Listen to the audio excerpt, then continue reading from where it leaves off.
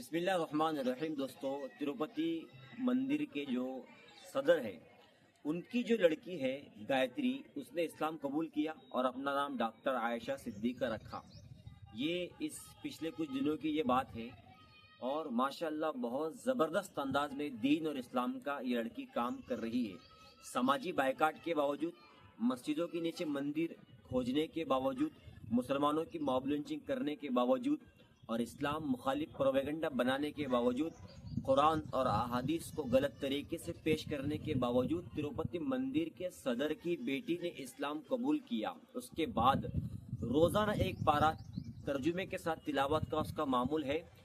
300 سے زائد لوگوں کو اس نے اسلام قبول کروایا اور بہت ساری خواتین کی کونسلنگ کروانے کا روزانہ کا اس کا معمول ہے۔ دوستو، یہ مختصر سی جو خبر ہے، مختصر سی ضرور ہے مگر بہت بڑی خبر ہے، جو سوشل میڈیا پر ایک پیپر کا جو کٹنگ ہے وہ وائرل ہو رہا ہے۔ ماشاءاللہ ہر کوئی اس کو سن کر بہت خوش ہو رہا ہے۔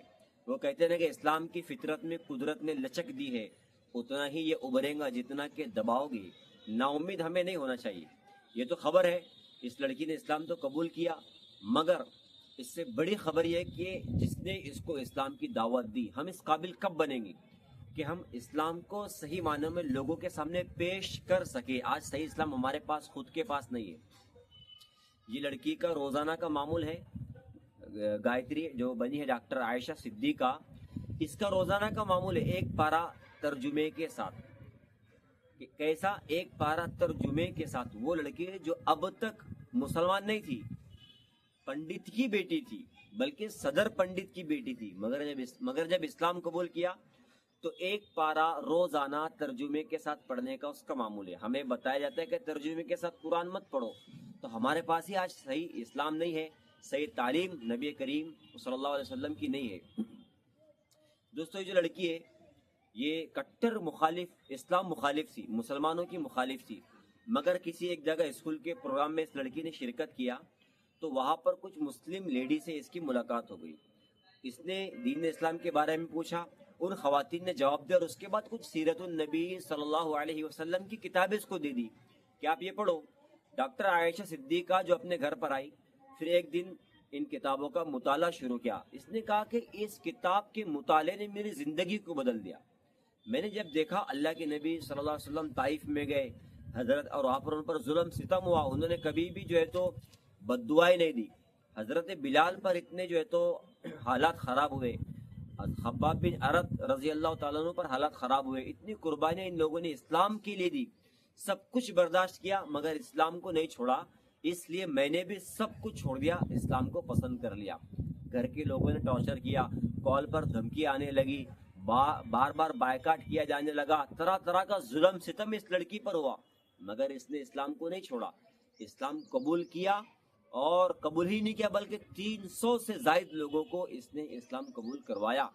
کروانے کا مطلب کیا؟ اسلام کے بارے میں بتایا، ان کی کونسلنگ کی، اور لوگوں نے خود اسلام کو پسند کیا۔ ابھی پچھلے دنوں آپ نے دیکھا نا کہ انگلینڈ میں سب سے زیادہ رکھا جانے والا نام اگر کوئی ہے تو وہ ہے محمد صلی اللہ علیہ وسلم۔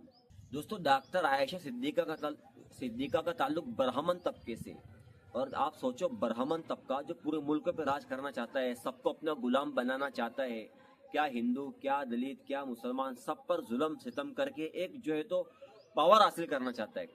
اور وہ بھی تروپتی مندر جو ہمارے بھارت کا بڑا مشہور مندر ہے، اس کے صدر کی بیٹی اگر اسلام قبول کرتی تو سوچو اس کو کتنی دھمکی آئے گی، اس کے ساتھ کیا کیا معاملات ہوگے۔ وہ سب برداشت کرنے کے باوجود اسلام پر ثابت قدم رہی اور اسلام کو پھیلانے کا آج بھی کام کر رہی ہے۔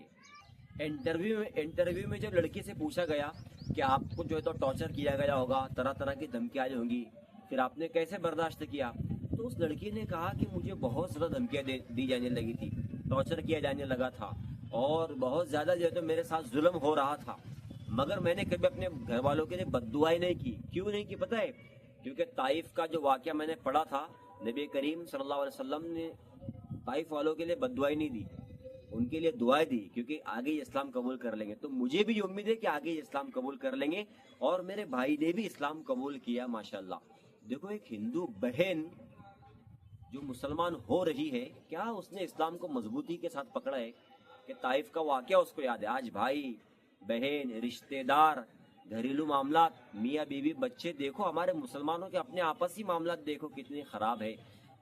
ہمیں ایسے آقا صلی اللہ علیہ وسلم ملے, لیکن اس کے بعد ہمارے معاملات سے آج کوئی مسلمان ہونے کو تیار نہیں ہے, ہمارے قریب آنے کو تیار نہیں ہے. اور یہ مندر کے صدر کی بیٹی کہہ رہی ہے کہ محمد صلی اللہ علیہ وسلم کا طائف کا واقعہ دیکھ کر میں نے اسلام تو قبول کیا, اور کبھی میرے گھر والوں کے لیے بد دعائیں نہیں دی. برہمن طبقے سے تھی, دھمکیاں تو آنی ہے باقاعدہ. اس کے بعد اس نے ایک اسلامک اسکول قائم کیا, وہاں پر لوگوں کی بچوں کی کاؤنسلنگ کروا رہی ہے خاتون. آپ سوچو کہ پورے ملک میں ہماری مسلم تنظیمیں نہیں اسلامی اسکول قائم کر رہی ہے, اچھی یونیورسٹی نہیں بنا رہی ہے, اچھا ایجوکیشن نہیں دے پا رہی ہے, اور وہ اس ڈاکٹر عائشہ صدیقہ نے کر دیا, جس کا نام گایتری تھا. کتنی بڑی بات ہے نا یہ. تو دوستو, یہ تروپتی مندر کے صدر کی بیٹی جو کٹر اسلام مخالف تھی, مگر آقا صلی اللہ علیہ وسلم کی تعلیمات کو پڑھا, سیرت کا مطالعہ کیا, قرآن کریم کی تلاوت کی, اور اب جو ہے تو ڈاکٹر گایتری سے ڈاکٹر عائشہ صدیقہ بن گئی ہے, اور اسلام کے اوپر بہت پختہ طریقے سے چل رہی ہے, کام کر رہی ہے. شروع میں بہت سارے جو ہے تو کٹھن راستے آئے, گھر کے لوگوں نے ڈانٹ ڈپٹ کی, دھمکیاں دی, طرح طرح کا ظلم ستم کیا, سب برداشت کیا, اور اب قرآن کریم کی تلاوت کر رہی ہے, اور اسلامی اسکول قائم کیا ہے, خواتین کی کاؤنسلنگ کر رہے ہیں, 300 سے زائد لوگوں کو اسلام قبول کروایا, گھر میں بھی اسلام کی تبلیغ کر رہی ہے. اور اس نے جو لاسٹ میں انٹرویو میں ایک پیغام دیا کہ خواتین کو اعلیٰ سے اعلیٰ تعلیم حاصل کرنا چاہیے, اور مسلم خواتین اگر اپنے گھر میں سکون چاہتی ہے, اطمینان چاہتی ہے, تو اللہ کا ذکر اور قرآن کی تلاوت اور نبی کریم صلی اللہ علیہ وسلم کی تعلیمات پر عمل کرے, اس سے گھر جنت بنے گا. یہ اس لڑکی کی داستان ہے, اس کی کہانی ہے, اس کو زیادہ سے زیادہ لوگوں تک شیئر کرنے کی کوشش کیجیے.